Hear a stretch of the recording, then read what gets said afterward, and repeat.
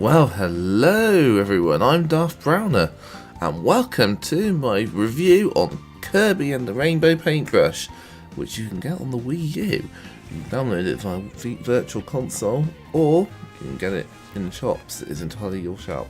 Anyway, Kirby and the Rainbow Paintbrush is amazingly interesting for a Kirby game.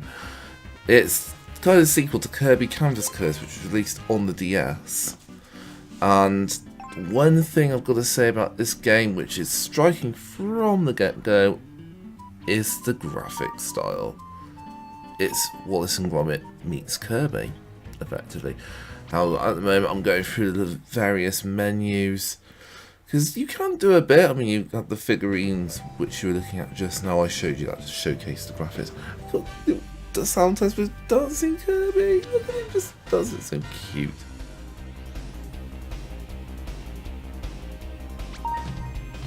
That was pretty cool too.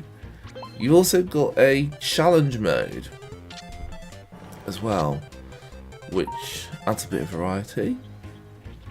But onto the game. You have several levels, and there's 3 worlds in each. And without further ado, I'm going to start showing some of them to you now. Kirby is controlled exclusively by the stylus. Think of the stylus as a paintbrush, a rainbow paintbrush, if you like. To fill it up, it fills up on its own, or you can collect stars and things to speed up a little bit. And you get chains if you do certain things, which allow you to fill it up a bit quicker. It's very easy to keep filled, to be honest with you.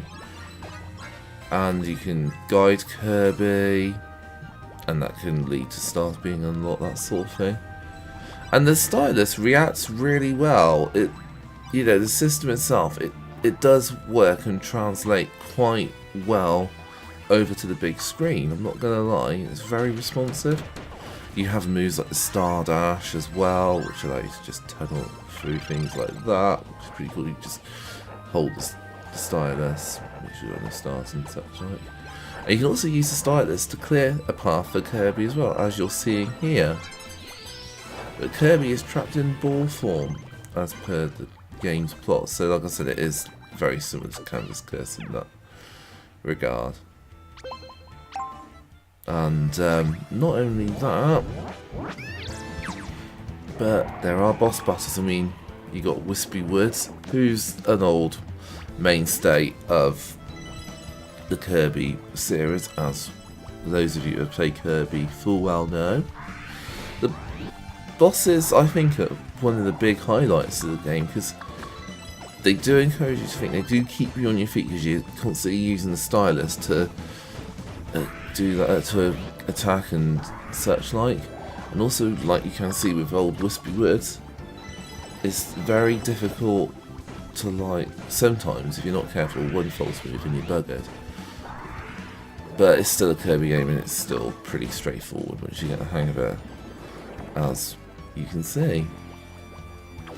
But not only that, I think another thing with the bosses as well is that the way the bosses themselves are well animated with the game's graphics. Another thing I've got to throw in is that you can play as vehicles. So I'm using a tank at the moment, and the tank itself shoots projectiles. Kirby, as you can see, gets tanked, unintended. And I would say that is actually an advantage of the game, the fact that it doesn't just make you play as Kirby in his normal ball form. It does actually get you to play in other modes as well, which makes up for the fact that Kirby can't inhale enemies this time round, unlike other Kirby games. And I will throw in this as well. The game's quite diverse. It has some diverse locales, and I will say there's some puzzly elements where you'll get keys, that sort of thing, avoid goons, and even the water sections has Kirby in his little scuba suit. But even underwater, you got to think, right, you've got to realise, oh, he floats straight up to the top, so what can we do? So it does encourage some thinking as well. I'm going to go straight on to the advantages. The gameplay is top notch, and I can't fault it. The graphics are fantastic. The music is out of this world, and the setbacks, I would say, are it may not be to everyone's taste. You gotta stick with it. You gotta get used to the controls. Controls can take some getting used to, but bear with it. Bear with the game itself.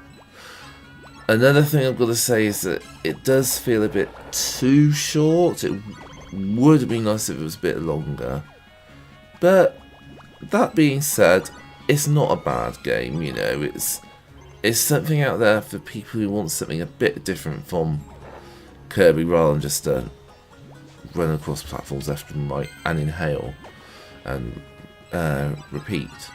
So, gotta give it that. It has its advantages in that respect, and to be honest with you, I wouldn't mind seeing a game like this on the Switch, even with a different graphic style, to be honest with you, because I find it, well, oddly satisfying actually, really satisfying.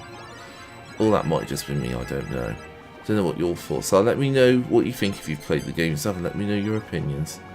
But this has been Darth Browner. I really hope you enjoyed this review of this pretty damn cool Kirby game. Like I've said at the start of the video, you can get it on the Wii U Virtual Console, or you can pick it up in the shops if you can find a copy. But thanks a lot, guys, for subscribing.